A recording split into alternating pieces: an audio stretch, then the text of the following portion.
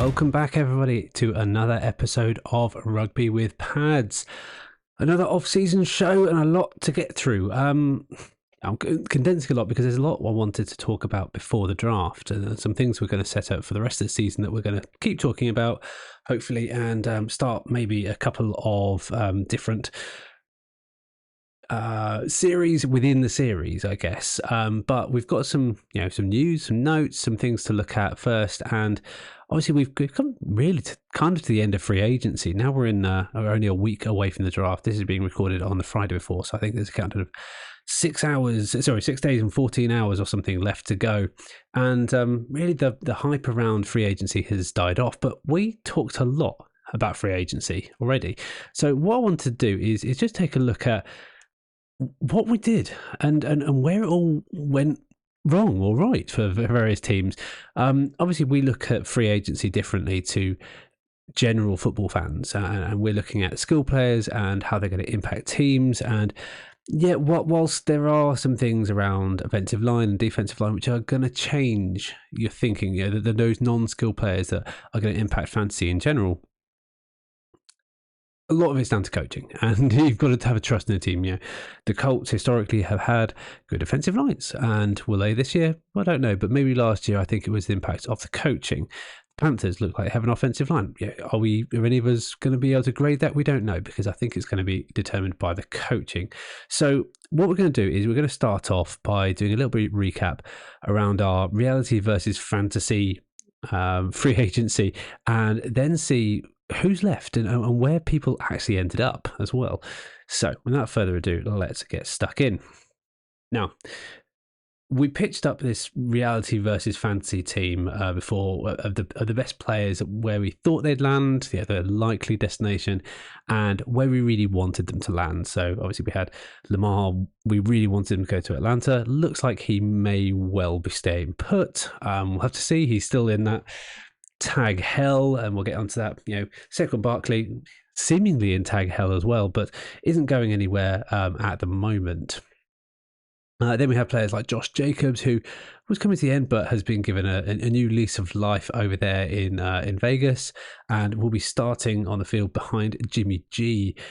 Loads of different players to talk about. Jacoby Myers, was actually quite impactful in fantasy going over to the Raiders, and Alan Lazard as well. We know he's gone now, but we looked at these teams and I don't think we landed on many picks really, because free agency is weird and wonderful, and teams come out the woodwork with all kinds of stuff. I mean, we've still got the news that Aaron Rodgers is still maybe going to be traded to the Jets sometime, but maybe not before the draft. That would be really weird. If he doesn't go before the draft, he could well retire, and that's a real worry for me as someone who has some stock in Aaron Rodgers, and you'll see why later on the episode when we take a look at my fantasy team in a bit more detail in the start of our Road to Redemption series. But there's a lot of players who have made an impact, and we'll take a look at the kind of top 20 or so that we highlighted earlier on in the season, earlier on the off season, and where they've landed. So we're going to do our fancy free agent recap, and we titled it at the time when we did the fancy free agents who were going to be the top, most impactful, and we did it at like 1, 2, 25. So we'll do that, and we'll do this slow reveal of each one, and you'll never guess who's number one. Lamar was always going to be the number one fancy asset here, that we thought, he's got to, he's going to be brilliant no matter where he goes. He's going to be the most sought after free agent if he hits the market, but apparently not. We projected him to stay at the Ravens, and I still think he will, and there's a lot of signs there, and we'll get onto that in a bit. I thought he'd be a great fit in Atlanta, but they came out and said they didn't want him. Maybe it's because he's too much of a perceived diva. I don't know. It's all very weird and all very... It feels like, I'm not going to put the word conspiracy out there. Well, I just did by saying it. But it's all very odd why no one's really gone after him, especially for the price of 2 first rounders. It feels like that's a cheap price to pay for a previous MVP, a potential league winner for the next 5-10 years. He's great, but the Ravens have seemingly maybe pulled the wool over everyone's eyes and got him for cheaper than they need to. Yeah, he might well go next season, but they're going to make a go of it this season because Lamar will effectively be in Kirk Cousins' world and playing for a contract year on year. At number 2, we had Saquon. He's not gone anywhere, but he is in the middle of tag drama. I would love him to go on to Buffalo, but I don't think the Giants would have let that happen. They chose to pay Danny Dimes. I get that, and it's a cheap quarterback contract they've got Danny Dimes on. But it's not. I don't think it's particularly conducive to the team. It's not going to pay Saquon. I think the tag gives running backs, and you'll have to look this up and correct me if I'm wrong, but about $10.9 million this year. So that's Tony Pollard's running on that, and Saquon is as well.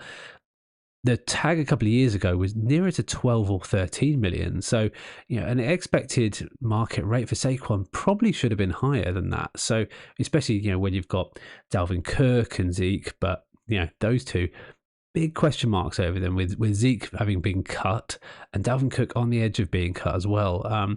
Those big marquee contracts for running backs, I think they've reset a little bit. And I think Saquon maybe didn't get paid early enough. We'll see how it plays off, but hopefully we'll get to see him tear up fancy defenses next year because I really like him, and he's in my kind of top 2, top 3, and we'll do some way too early rankings after the draft. We'll do it after the draft.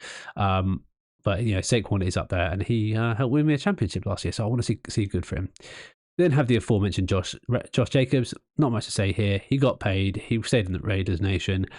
I think it was the fact that there's a different set of coaching staff who have seen him play now, and they've molded something around him. I think Josh Jacobs potentially matured last season, and rather than demanding a new contract at the end of it or demanding his 5th-year option, they saw what he could do, and he ended up playing for his contract last season, and they gave it to him. And I don't think it's a bad one either. So yeah, good on Josh Jacobs, and hopefully he'll be productive behind Jimmy G. I mean, Jimmy G can feed running backs. I think it's a great move, and for fantasy, I think his stock is still high.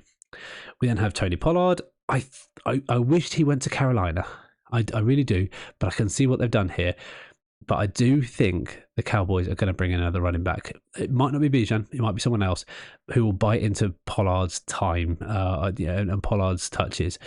Still, he's going to be great. He's probably going to be around the RB 5 or 6 being off the board. He might even be a first rounder, which is crazy to think that he's gone from a backup to being a first rounder. Everyone thinks he's small. He's not small. He's like 210 pounds. But he's just smaller than Zeke.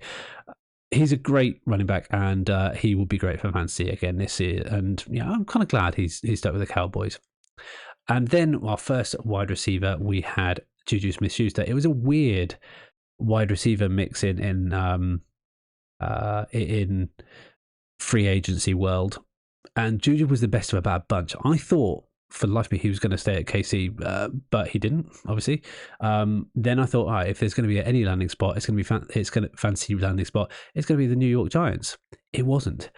He ended up going to blooming New England. No one thought that. He doesn't really feel like a New England player. He's being paid wide receiver 1 money. It's like 33 million over 3. I don't know how much it is, but it's big money to play second fiddle to potentially Kendrick Bourne or someone they're going to, I don't know. And with Mac Jones in the centre, I don't see Juju being valuable other than in heavy PPR settings. So we'll have to keep an eye on that. Maybe his stock has dropped. I mean, going from Mahomes to Mac Jones, yeah, I know what we're looking at there. Probably the next 2. Miles Sanders, he hates fantasy football, and we hate him for it.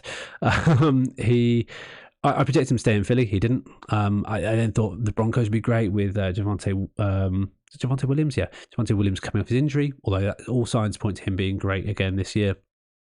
But they went for some RJP Ryan as a backup. They ended up in Carolina, where it seems like all these wily veterans are kind of amassing there. You've got DJ Chark there. I think is it DJ Chark? Yeah, I think you've got Adam Thielen there, who I think is a great pickup. He'll be interesting next season. And Miles Sanders, who all signs point to him protecting being more of a run protector, and they are probably going to run it well. They probably will run it well behind that O-line, which I did say was pretty good. And it's probably going to be Bryce Young going there. All signs point to that. So be interesting to see how he plays out. And then, of course, we had Gino, who I think across the board we projected him to go to Seahawks. We thought his best fantasy spot was going to be the Seahawks, and he stayed there. And we're very happy for Gino getting 105 million over 3 years. He will be good next year for fantasy. He won't be your starting quarterback probably. You'll probably go for someone flashier if you're drafting a bit earlier, but he will be good and he will win people championships somehow. I don't know. He did for me last year. We then have our first couple of tight ends, Gesicki and Schultz, and I'm going to lump Lazard in there as well because he's a pass catcher and he's a big blocking pass catcher as well. Gesicki, I thought, would go to Detroit. I think he was a plug-and-play replacement for Hawkinson. Then if he doesn't, he'll be great in Green Bay as a replacement for Tonyan. In the end, he again ends up in New England. They got rid of Jonnu. He's not a Jonnu. He is more akin to a wide receiver. So maybe in those two tight end sets, he's going to be really interesting. And it'll be two tight ends, two wide receivers with Juju as number 2. I'm interested to see what they school up, but no one knows what goes on in New England. But it might surprise everyone. So I think Gesicki is he will be better than he was last year. I think it's an improvement, regardless. Dalton Schultz, I think, though, is a massive downgrade. He would have been great on the Cowboys. He would have been great on the Titans, where I thought he was a great fantasy fit of someone they were calling out for a pass-catching tight end with consistency. But he ended up in Houston. Yes, he got paid well, no doubt. But who's their quarterback? Davis Mills? Yeah, I don't think it'll be him. I think they're going to pick up someone in the draft, or they're potentially, this would be really interesting, pick up Trey Lance. I know is it DeMarco Ryan? Yeah, DeMarco Ryan, Ryans is an ex, he's a big fan of Trey Lance, and an ex-49ers coach as well. It'd be really interesting to see if that happens. But at the moment, I think Dalton Schultz, it's name recognition alone, I will be avoiding him in drafts moving forward. Likewise, Alan Lazard, I thought he'd be great if he stayed. He'd be great if he goes to the Titans because they need that. He went to the Jets where he's joining a very crowded room, but it's definitely a ploy to get Mr. Rogers on board. And we'll stick with another wide receiver. We'll do another couple of guys as well. OBJ, he would have been, I thought he was going to the Cowboys. All signs have pointed to that. He's a very Jera player. Again, he would have been great in toxic Green Bay if Aaron Rodgers had stayed, but he's gone to the Ravens, and I'm coming round to it, and he's very linked to Lamar.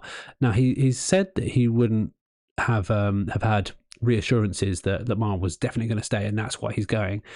But I think there is definitely, there's no smoke without fire, is there, ultimately? And I think this is a ploy to get Lamar on. They paid him well, like $15 million. I was like, wow, that's someone big who's coming off his second ACL. OBJ is going to be interesting in the Ravens. I think he will be very fantasy relevant in a very shallow class of free agent wide receivers, and it's very shallow class over in Ravens land as well, over in Baltimore. Who's he competing with? Devin Duvernay? No. He's competing with Mark Andrews, really. Yes, they've got Rashad Bateman, but I think maybe that's soured a little bit. And I think OBJ could be the wide receiver 1 out there. Jamal Williams, his best spot to go to was Detroit. We wanted him to go to Detroit. We thought he was going to go to Detroit. And he's gone to the Saints. And it instantly makes the Saints more interesting.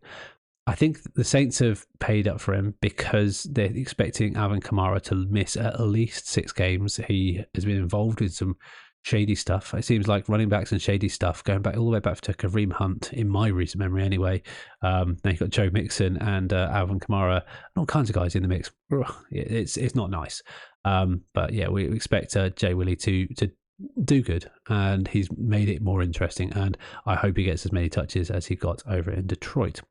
And finally, we've got Brady. We predicted him he'd be retired. We thought if he goes anyway, it might be the Raiders. He won't go now that Jimmy G's there, unless he wants to replace Jimmy G again, or not replace Jimmy G, but keep Jimmy G in the shadows again, like he did in New England. And I'm keeping him in there because in reality, he's retired for now.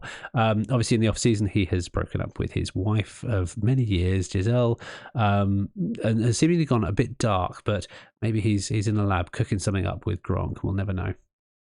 And we'll do a bit of a quick fire one over on the other side, our lesser known players or lesser interesting players. We've got Kareem Hunt. We thought he might go to Philly. I would have loved him to go to the Rams. It seems like the Rams are, getting shot of everyone, but he's not gone anywhere yet. So fancy value in the toilet currently. Raheem Mostert has stayed in Miami. I thought he would be great in Houston, but backing up Dameon Pierce, but someone else is backing up Dameon Pierce. It's quite good. I can't remember who it is. Ex-Bills running back Singletary. That's an interesting one. Not a free agent signing, but it's more of a trade. But yeah, an interesting one. Or maybe it was a free agent signing, just didn't hit my radar. Evan Ingram stayed with the Jags on the tag. I like that. Thought he would have been good at the Bengals. It's a nothing play really. I think he's got a good quarterback wherever he would have gone there. Robert Tonyan, Big Bobby. I thought for sure he was going to stay in Green Bay or be that kind of replacement, that swap with Gesicki, because he's more of a blocking tight end that I think down in Miami they really want to go for that kind of 49ers tree. But he's gone to the Bears and he could be their red zone guy, as was, who's the big guy, ex Green Bay Packers tight end a few years ago? Jimmy Graham. I think he could be the next Jimmy Graham in that offense, especially with Justin Fields throwing the rock like he does. Danny Derp and Jimmy G, they've all over the place. I did think Danny Dimes was going to stay, and he has. I thought he would have been interesting in Indy. Looks like Indianapolis are maybe pooling up to trade up and get their quarterback of the future. We'll see. Maybe it's CJ Stroud. Maybe it's Anthony Richardson. Sorry. Maybe it's Will Levis. We'll see. And Jimmy G, thought for sure he was going to Houston. He would have been a great fit in Houston. Number one. He's gone to Vegas, and I didn't think that was an option, but yeah, it makes sense. And I think he'll be good. I really do think he'll be good. I don't think he'll be good for a lot of the players on that team, but except Josh Jacobs. He won't be good for Devontae Adams, but he'll be good at Josh Jacobs. And finally, Jarrett McKinnon on this little list, sub-list. Yeah, thought he was going to be in KC. Maybe would have been good at Tampa, but backing up Rashad White. Hasn't ended up anywhere yet. It's still on the market. DJ Chark, we've talked about already, over in Carolina. Good fit. Yeah, I thought he'd be great backing up CeeDee Lamb at the Cowboys, but that is now Brandon Cook's job, which I think is a better shout than DJ Chark. But DJ Chark has carved out a good career for himself, and I'm really excited to see what he does next. Mike White, again, I thought for all signs he was either going to stay in the Jets or go to Vegas and be a stopgap player. But no, it looks like Vegas are tooling up for another run potentially. They don't look awful, and he's gone to Miami, where I think he has value. I really do think he has value. Tua came out recently and said he was considering retiring at one point, but he learnt to fall. Great. Learned to fall. So he's expecting to be here, is what I'm hearing. But we will see from Miami who they play. And I think Mike White, the over-under for me, 2.5 games. I think he plays 3 or more personally. Austin Hooper, again, these tight ends and these players, I'm not going to light the world on fire. Austin Hooper ended up the Raiders, better than he was, potentially. Irv Smith, I thought he was going to be a 49er. He's at the Bengals. Yeah, okay, I can see it. I think that's a nice move for the Bengals. I don't think Irv Smith is going to light the world on fire. I don't think he's going to be particularly relevant. And McCole Hardman, they paid him at the Jets. I don't know why. And I can't imagine that Aaron Rodgers was calling out for McCole Hardman to be on his team. But he's going to be a fringe wide receiver 3 at best. McCole Hardman, prove me wrong, mate. I would love you to. But that's our fancy free agency recap. I think we got a lot wrong. I think the only one we really landed on was Gino. But yeah, in the fantasy world, I don't think anyone has really shot up the board. There's no one really who's improved their position more so than maybe. I'm trying to think. I think Robert Tonyan actually has improved his stock by going to the Bears. Bears was not a place that I thought he would go, but I think it's a really interesting position. Seeming as they don't have a bevy of pass catchers there, I think he could be really interesting 1-2 with Komet. And it'd be interesting to see if they come out in some two tight end sets and just have someone else running the field, running the deep on the field. Mike White, I think, is a bonus, because if there was any quarterback I would want to be sitting behind, it's Tua, because he's going to get injured and I'm going to get to play, if he wants to play, that is. And maybe Jimmy G has actually improved his stock more so than anyone else. So those are the guys who I think have done well out of this compared to our fantasy lineups.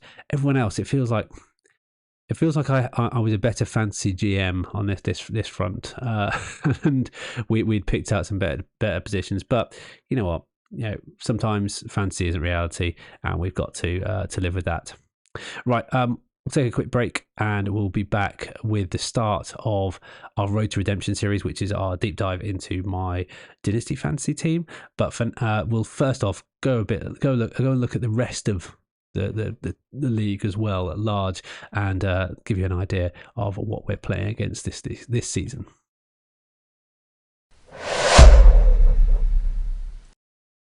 Welcome back, and we are going to get straight into it with our... This isn't a free agency recap. I don't know why that's there. This is our Dynasty Power Rankings. Now, every year I've been... Well, in the last 2 years anyway, we've done Dynasty Power Rankings at the start and the end of the season based on what the outlook looks like. And we did a bit of an end of season grade and what the lineups look like. I may have mentioned this before. I came dead last in Dynasty last year, so I gave myself the worst grade. It's done on a number of criteria. We looked at all of the different lineups. There is a whole spreadsheet, and if you know me, you know I love a spreadsheet.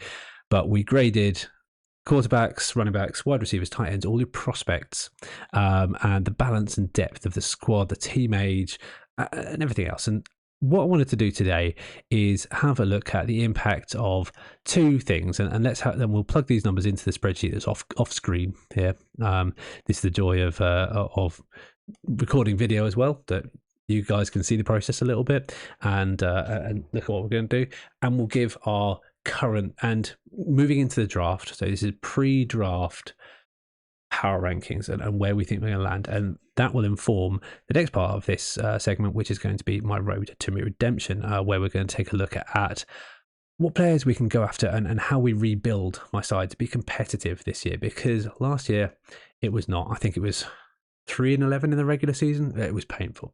And okay, so we'll start with my team. I might not introduce myself all the time, but I'm Sam. That's who I am, and this is a Dynasty. This is my Dynasty lineup. It's okay. Well, what I'm going to focus on, we'll go into a deep dive on mine in a minute, but we'll focus on the futures grade. So we'll look at young players who I think are going to come good. And there's a couple of places what I'm really excited about. I'm really happy with Brian Robinson. Najee Harris, I think, was going to have a good year. Michael Pittman is a young... I think he's young anyway. Let's have a quick look. Yeah, he's 25. He's a young wide receiver one. KJ Osborne, I think, is going to have a little bit of breakout. Juwan Johnson, I think, is going to be good. So if I was to kind of give it a grade here, well, I might not grade it first. Let's look at the people that I like. Let's look at pluses. I think there's a +1 for Brian Robinson. I think he's going to be good, and I think he's going to lead that backfield. It's a +1 for Najee, +1 for Pittman. KJ Osborne, I think, is great. Juwan Johnson, maybe a +0.5 because his impact is less. But you can see there is a big drop off. There's no one really good. I might give myself a +0.5 for Sky Moore because he is young and he is very talented. They speak very highly of him. So you know what? I'm just going to give myself a kind of 4.5. Yeah, I'm going to give myself a gut feel. Actually, we're going to do this on a bit of a grade. I think based on that, I've got a lot of young players. I've got Justin Herbert. On the other side, I've got Aaron Rodgers on my quarterback. Not too happy about that. I've got a decent amount of draft picks. I've got Trey McBride. That's an interesting one. My futures, I feel like my future, if we're looking 2 or 3 years down the line here, is good. Yeah, I think there are players who are going to become good role players. I just don't have much depth. So on that, I'm going to give myself a B+. I think that feels fair, and we're going to grade everyone across the board there. So I think we gave ourselves maybe 5 points, let's say. So 5 points is a B+. Right, let's work on from there. Now, Dan, who you've heard on the podcast hopefully before a couple of times, he joined the league midway through last year. and did pretty well. He managed to screw me out of my no, he didn't screw me out of it. He traded for my first round pick this year, which I then lost. So he has the 101. So he has Bijan Robinson. So think about his futures in that way. Isaiah Pacheco, I think that's an interesting one. I'm going to give a +1 for that. Outside that, Carl Pitts, I'm going to give him plus. He has not shown good. I'm going to give him +0.5. And then he's got quite a few older players. He's got James Connors, T. Higgins. Actually, I'll give another half there. I think that's a 2. Yeah, he's got some good players. Deontay Johnson, he's getting on in age. Oh, he's not. He's 26. I've said he's at 20, getting on in age. He's really not. He has got Jordan Love, who I think is going to be a really interesting one. So that's another plus. Brock Purdy, another plus there. And then going into his bench, George Pickens, that's a really good one. So he's up to 5 points in my mind. Yeah, Irv Smith is neither here nor there. He's got James Cook. That's another one. And he's got Bijan coming in as well. You would expect if he doesn't draft Bijan, he's being silly. So I'm actually going to reduce my grade to a B, and I'm going to give him just a solid A. I think that's a really, really interesting set of players. He's got 6 or 7 prospects there who I think are plus players. So I'm going to give him an A when it comes to that. Now, Boz, I can't remember if he won last year. Did Boz win last year? This is really bad. No, I think John won last year. So, but Boz didn't win. But I think Boz came very close to winning, and he was leading the Eastern Conference for a good long while. But you can see here he has not been looking after his lineup. He's got Tom Brady, obviously retired. Didn't do good from last year, particularly. Tyler Algier, mixed backfield there. Amon-Ra St. Brown is sneaky old. Oh no, he's sneaky young. He's 23. I know. I'm going to give him a +1.5 for that. That's really good. But elsewhere in his lineup, I'm not seeing any bright sparks here. Lamar Jackson, I think you give him a +1 because you give at least +0.5 for people who are middle of their career and doing great. I think that's a good one. Tua, I'm not so convinced about these days. Tony Pollard, I'll give him +1. So he's kicking around. I'm just going to make sure I mark down what I'm giving people in terms of points here. Tony Pollard, I think, is good. So there's 3. Garrett Wilson coming off a great season. And then Trey Lance, which I think could be an interesting thing. So maybe Boz is kicking around a 4. So you know what? I'm going to, if this is the grading, I'm going to give him a B- for that. With those 4 points that I think we're giving him there. Not great, but I think he's better than some. His picks, he's got the 108, which isn't great, but he could probably get himself a good wide receiver. I think he's got a gap at quarterback potentially. Otherwise, he's running in the season with Lamar and Tua, but not much else. He's probably drafting a bit too late to get a decent quarterback. Maybe Will Levis if he drops there. We'll have to see. Ed, also a bit of a bloated lineup. He needs a strip down of this lineup because he's a few people over. So maybe dock a couple of points on that one because he's going to have to get rid of a couple of rookies. But Josh Jacobs, he is sneaky young. He must be. Oh no, he's 25, so he's a decent age. Devontae Smith, I think it's great. He's good. You know what? His future looks pretty good there, except for Carson Wentz. Sam Howell coming into the league, maybe a starter. I think he's a similar prospect, weirdly, to Anthony Richardson, just a lot smaller. He was a dual threat quarterback before. But outside of that, he hasn't got many young players. Kadarius Toney, that's a 3. Or there's no one here that I really like. Cole Kmet I like as well, I see. So and he does sit with the 103. So I think he's maybe half a step better than Boz. So maybe I'm actually going to give Boz. I'm going to do this on a scale. I'm going to give Boz a 3.5 here. That was Ed anyway. Need to move these around. If you're watching on YouTube, you'll see the process in action here, and I'm going to give Ed a B-. He's going to get a grade of around 4 for that. So unfortunately, Boz drops down because Boz went in last season and he maybe didn't quite land the way he wanted to. And you know what? I've just seen Breece Hall on his bench for Ed, so I'm going to bump Ed up to a 6 because that is a great position. So Ed, you are getting a B+.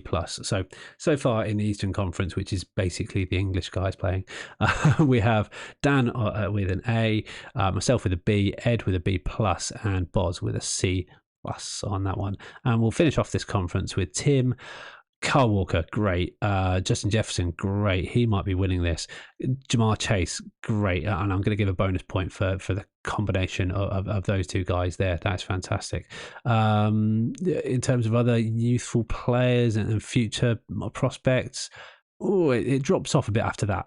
I'm not going to lie. Christian Watson is a number one, but I don't think he's going to be fantastic. He has got the 109. You know what? That's going to be similarly low grade to Boz, and I'm actually going to up Boz a little bit to a B minus and give Tim the notional C plus there, with a score of about 3. It's not fantastic, not poor, but yeah, the guys are cracking out and they're doing all right. So I think in the Eastern Conference we struggled against the Americans last year, and it was not an American native who won last year in the Western Conference.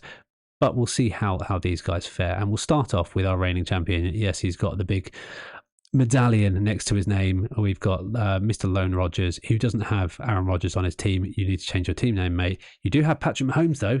So therefore, you get an instant point. John won it last year and is looking strong to win it again this year. He has got a good dynasty lineup. It's not fantastic.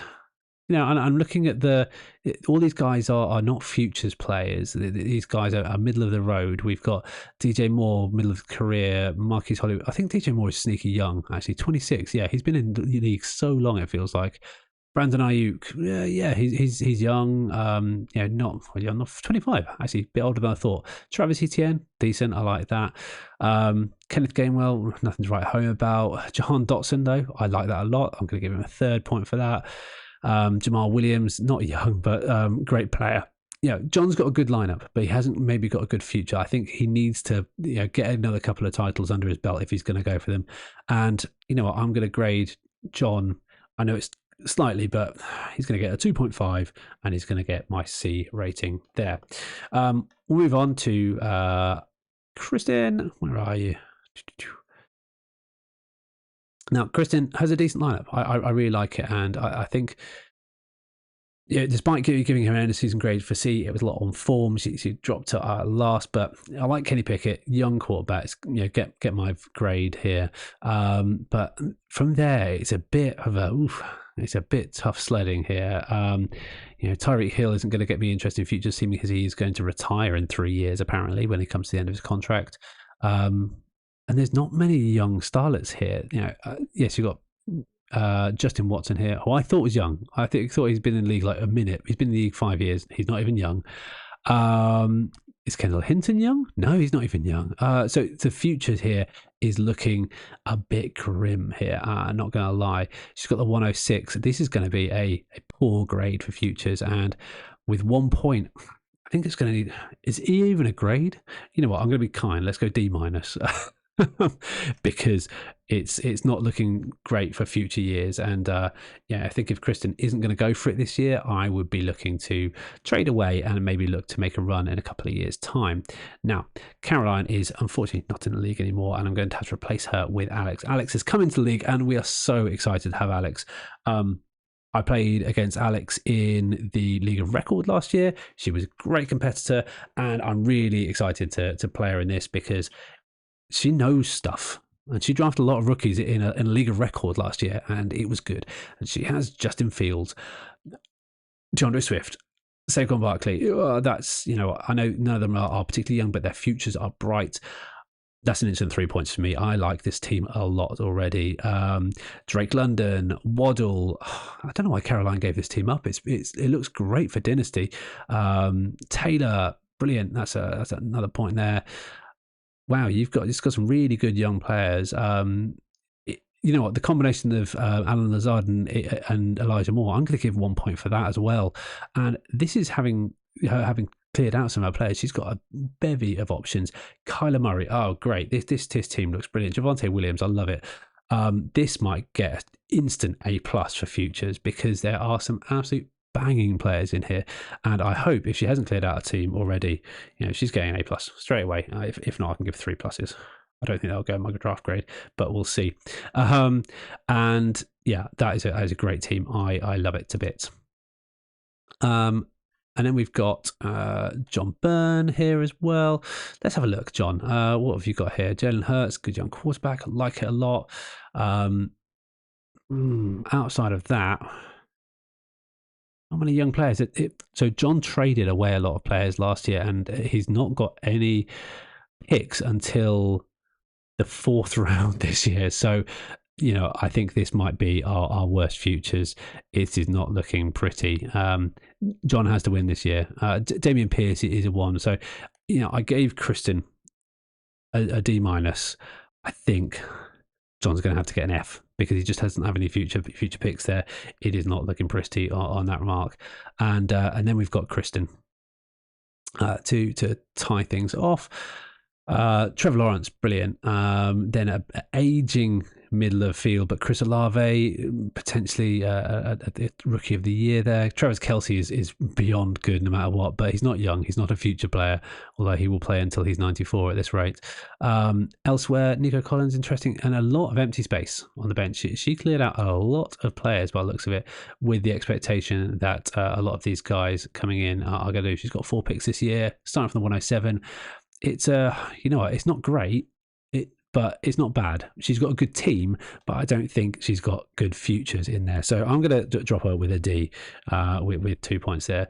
And we'll do a bit of reverse order. We'll look at the off-season changes as well. Kristen on this front, it's not great. Leonard Fournette gone. Adam Thielen in maybe a better position. I'm going to give a -1 for a -2 for Lenny, a -1 for Jerick McKinnon. Gardner Minshew's in a better place, yeah, but there's not many moves here that I really like. If anything, it's going to be off-season changes. It's going to be a -3, and we're going to look at that grading in a second. Go back up through Alex, or Alex's team hasn't changed a huge amount, and with players that she would play. So I'm actually just going to kind of leave it neutral. I don't think there has been many changes that you can really write home about on this team. So let's leave it neutral. And I think if we say neutral is middle of the road, it's a C+. We'll go from there, and we'll mark a mark based on that grading. Elsewhere, look at Chris, different Kristen. Sorry. 2 minutes. I'll go to John's team here instead. John's team hasn't had, Miles Sanders I think has improved his stock because he's going to be a solo player there, so he has a +1 for me. Elsewhere, Darren Waller I think is potentially a -1. Ooh, yeah, because who would you rather have him throw the ball? Jimmy G, who throws to tight ends all the time, or my friend Danny Derp, who hasn't been known to throw to tight ends, but maybe he hasn't had tight ends to throw to. So there's that. Elsewhere, the changes. I like James Robinson. That's a +1 there. I think Damian Pierce has a better lineup ahead of him. You know what? I'm going to give John a +1 over here. And I realise I've messed up my lineups here, so John gets a C. Let's give a +1 for those changes. Kristen is going to be looking at. Let's have a look here. Not many changes to our lineup, really, so I think this is going to be relatively straightforward. Notable free agents, Sergio Pirine going to Denver. I think he has a chance to have a starting role potentially towards the start of the season. Hunter Renfrow, though, more competition elsewhere. A lot of retirements. You know what I'm going to give? That's a minus. That's a -1. Sorry, Kristen. That's not great. So you're getting my first C- grade on that one. And John, I do believe a couple of John's players were involved in some off-season drama. DJ Moore, I think, is in a better position. That is a +2 for me. I really like that a lot. Elsewhere, Kirk Cousins, less people throw to. Now, I'm not going to get into that. Joe Mixon, I'm going to give him -1 because there's so much doubt around him. Kenneth Gainwell with +1, less competition. So John's up to a 2 now. Jameson Williams, you know what? I'm going to give Jameson Williams the +1 because he's going to be in now, but we're going to give the -0.5 to Dalton Schultz. So that's a 2.5. So I think that firmly puts John into the B category. Let's go with that. And then we'll shoot back quickly through the Eastern Conference and see where we land. We'll start with Tim. Zeke Elliott, -2. Yeah, that's not a great position to be in. Juju Smith-Schuster, I think he might get more opportunity. No, he's not going to be mixing up with Tony. Yeah, +1 there. Geno Smith for staying where he is, I think that's a +1. So he's back to neutral. A couple of players here without a home. Devin Singletary, it's neutral. I don't think that's a downgrade or an upgrade. I don't think Tim's team has been overly changed by free agency, so he's getting a big fat 0 and a C+ grade on that front. Ed is going to come in. He's going to come in clutch. Let's have a look through here. Corey Davis, I think, is a minus because there's so many wide receivers in that lineup now. Likewise, Carson Wentz going out. That's a -2. Yeah, so I'm -3 right now. This is not looking good for Ed here. Gordon is another -2, so I'm going to -5 now. Let's really pile in on this. It's fun to give Ed a rubbish grade. Khalil Herbert, I think, is a +1. Okay. Because he's in a better position than he was, I think, by benefit of other people going around him, and he's a very bloated squad with a lot of things happening. So, Ed, you get a -4. You might be getting the award for our worst grade on this side instead, because those fancy assets are not looking pretty on your side. Boz, where you landing? Well, Brady's retired. That's a -2 straight up, but he'll probably be back. So I'm going to give you a -1. Might be back. We'll see. Brandon Cooks, better position, +2. That's a much better position. So he's up to 1 there. Elsewhere, DJ Chark, better position. Yeah, so that's another +1. And going through, Jamal Williams, neutral. I'm going to go solid neutral here. You know what? I'm going to give Boz. So having a look through. Hayden Hurst is in a better position. Yeah, okay, but Boz, you'll get our first 3. So I'm going to give you a B+ with a 3 there. Well done, mate. I know you didn't have much say in where these guys go, but you've got to be in it to win it, haven't you? Dan, what are you sitting at here? Let's have a look. You've got Jimmy G moved. I think that's a big positive step. Elsewhere, some people didn't move, which I think is neither here nor there.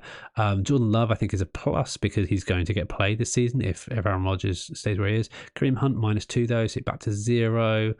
Yeah, you know what? And Gesicki, I think, is a big improvement. I'm going to give Dan a +1, maybe a +1.5. For in-season antics, but yeah, you get a C grade here. It's sitting in the middle, but you can't have everything, mate. You've had a lot of A's and B pluses. And then finally, let's look at my team. This is not an exercise I've done before. I think a lot of my guys have stayed the same. KJ Osborne has definitely benefited from other people going. I like that. That's +1. I'm going to assume, you know what? I'm going to cheat a little bit. I'm going to assume Aaron Rodgers is going to the Jets. That's a better position to be in. That's another +1. Elsewhere, Mike White, I'm going to give a +0.5 because I like Mike White where he's gone. I really do. Michael Carter has actually cleared the way a little bit. I'm not really going to include that. Mackenzie over in Indy. Yeah, I think they paid him, so I'm going to give another +0.5 there. That puts me up to 3. And elsewhere, there's not many other moves. Robert Woods to Houston. He's going to be PPR relevant, so 3.5. I'll give myself a 3.5. So I don't know how. I wasn't trying to rig this, but I've come out on top there. So I'm going to give myself an A grade for those moves. Elsewhere, Ed, you're getting the F. I'm sorry, mate. And Kristen, you just narrowly made it out alive with a D-. Right, we'll take another break quickly. I will run through what the now newly calculated rankings are for that, and then I'll go into. You've now seen what my team looks like, and you've now seen how it could be better. Let's take a pick on it and let's see what we can do with that team. All right, back in a second. So we're back, and apologies for those of you watching on YouTube. The screen capture, I wasn't paying attention to my screen capture device. It did corrupt, and OBS did throw up a couple of wobbies there, so you might not be able to follow on with my frantic clicking on screen.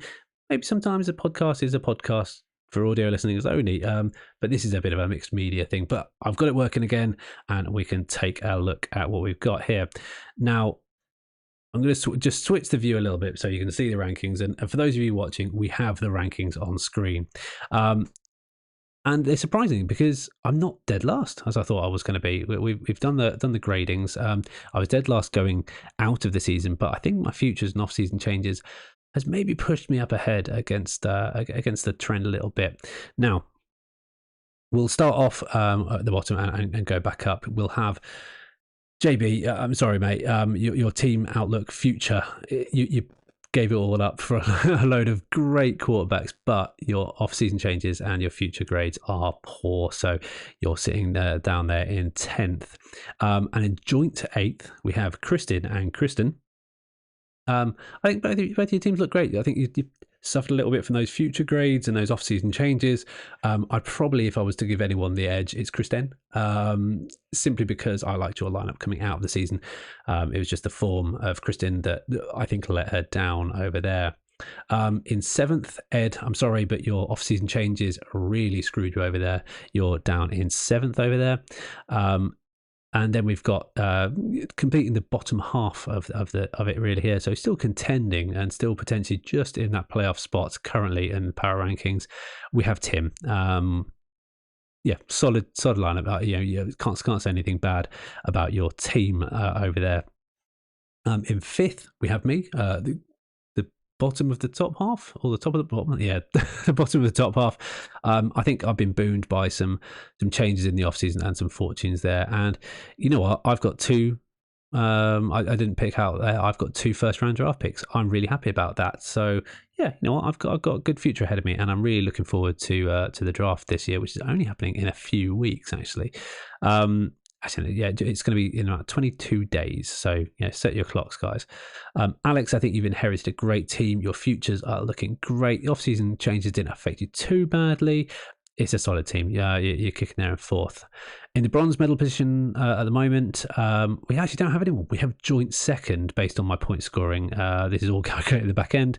We've got Boz and JC. JC defending champion. I think you've been great, mate, and you've got a great team. I'd probably give you the edge over Boz, who maybe has slightly better futures than you. But if you in a win now this year, I would give it to JC. Boz, you need to sort out your lineup. You need to get Brady out of there, or at least try and off him for $1 like I did when he retired last time. And finally, you know what?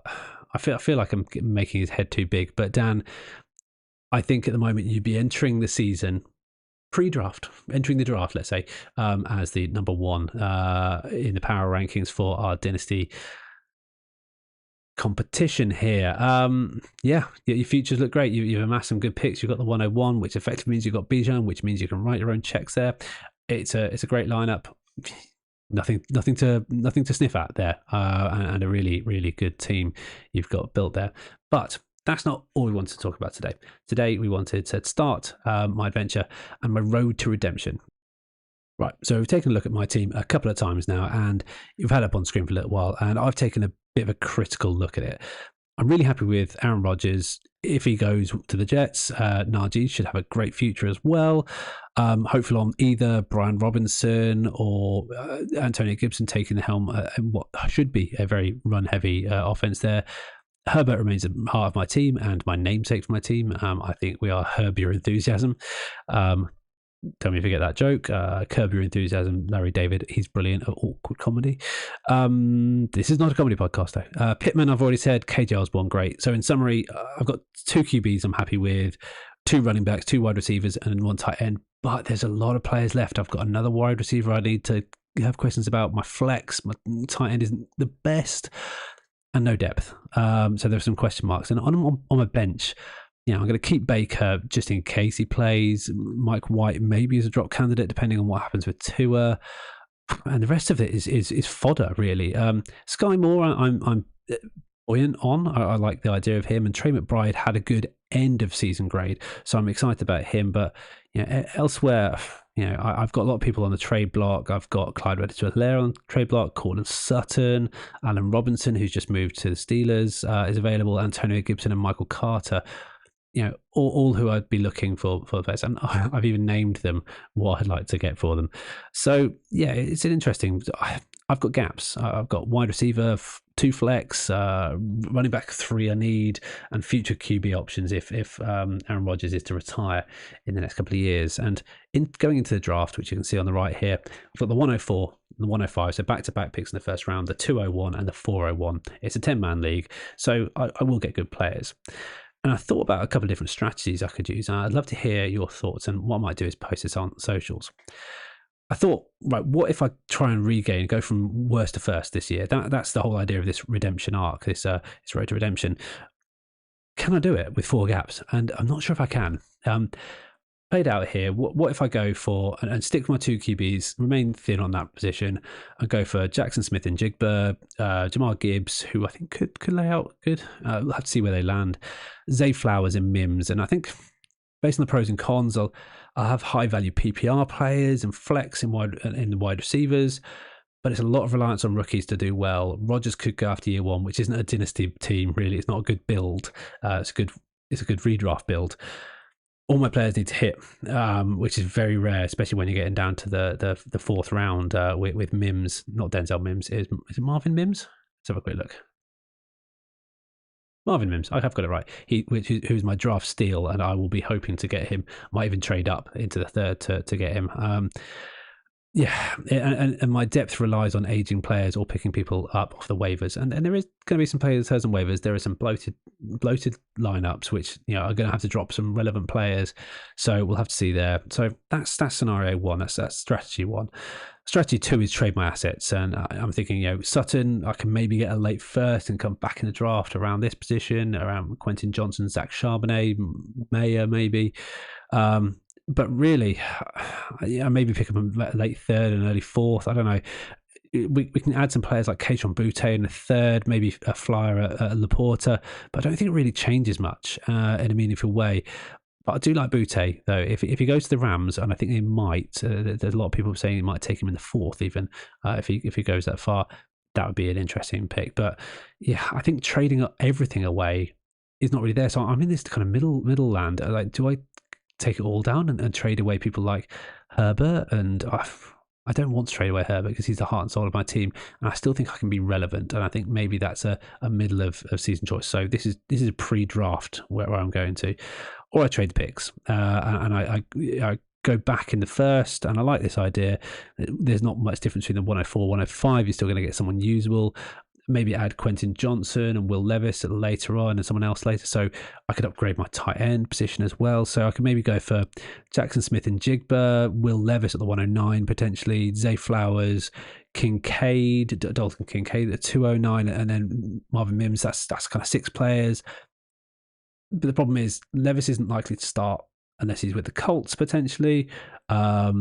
There's no rookie running back for that volume play. You want rookie running backs because they will get running play, they will get volume, and I don't have a solid rookie QB for year 2, 3 of this build. So if I go for it, my lineup would be like Herbert, Najee, Gibbs, Pittman, Jackson Smith and Jigba, KJ Osborne, Jawan. Yeah, I'm actually talking myself into this. Maybe Zay Flowers or Sky Moore, Mims and Rodgers. Great. This says if I trade my assets, it's going to look largely the same, but maybe I get a Laporta, I lose a Sutton, although I might not have played Sutton anyway. It's not looking much better. And if I trade picks, it's looking like someone else from the Commanders potentially as being my RB2, who I do like. I like them a lot, but it's not going to be one of these marquee running backs that you're seeing coming into this draft. And maybe I've got more reliance on some of those rookie wide receivers coming in, and maybe even Laporta or someone like that at the tail end of the draft. I'm not sure if any one of these teams looks best, so I'm looking for some guidance from you, the listeners, on this. I'll put it out on socials and say, which one do you think is the best team outright, and that might inform my decision to go into the draft. Obviously, there is still a preseason to go ahead, and there's a lot to be had there. There's some strong drop candidates on the board: Tim Patrick, Kendrick Bourne, Jonnu, Kenneth Gainwell, some RJP Ryan, although he might stay, Elijah Moore, Rashad Penny, McCole Hardman, and of course, there's a prospect of Deshaun Watson, who we currently have a sweepstake going on for, where you can give up a first-round draft pick and bet on him. But we've made a decision that he might go into next season as a undrafted free agent and be available for 80% of your total fab budget going into the year. I think I'm not going to be able to go for it this season unless blind luck, and injuries go my way, and I sneak into the playoffs. There are 6 spots after all, but I'm not tanking, and I don't want to give up too many futures either. It's a weird mix between the two. I'm kind of stuck in that no man's land where I'll probably be drafting, if I'm lucky, at the 3, 4, 5, 6 spot, anyway next year. But I'm thinking about longevity instead. So this kind of lineup is something that I like. I feel like Jackson Smith and Jigba feels like a need.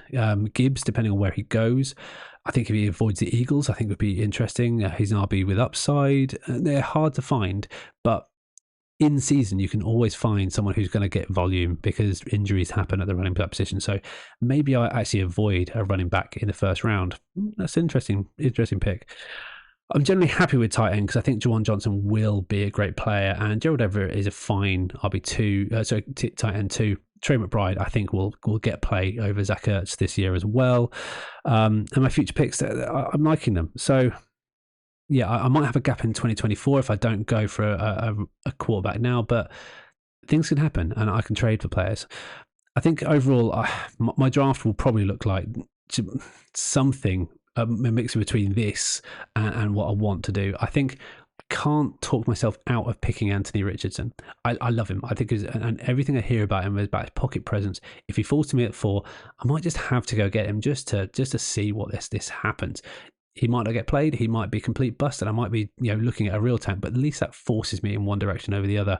Jackson Smith and Jigba, Zay Flowers, and Mims. I think that could be the play, stocking up on wide receivers and owning the position for the next couple of years, because you would expect 1 or 2 of them to break out in the second year. So, yeah, I'm not sure where we're going to go, but this is the precursor and the deep dive into my Road to Redemption squad. Let me know what you think and where you think I should go with this, because I'm really interested in your feedback as well. And that is the end of a bumper episode. It's a bumper episode with not much news. It's a very personal episode. It's very personal to my draft, my teammates, my league mates on this one. I realise if you're watching this on YouTube, it might have been a bit stop-starty with some editing problems here. I'm not a great editor, as you saw from my recent TikTok, which went semi-viral. I don't know. For me anyway, considering I have 3 followers, it reached 1,200 people, so that was cool. I managed to do a whole 2 episodes and get all the files corrupted, so that was good. So editing is not my strong point, but this has been a bit of a longer episode, a bit of a self-indulgent episode, but something that I've done specifically for my league mates, because that's what this podcast started out as. It started out as something that I could talk about my leagues and write stories about this. And we have some stories. We have power rankings. We're turning into GMs, and that was something that was really exciting to me about starting a podcast like this. The fact that people outside of that group also listen to it, even better, and I love you all for it.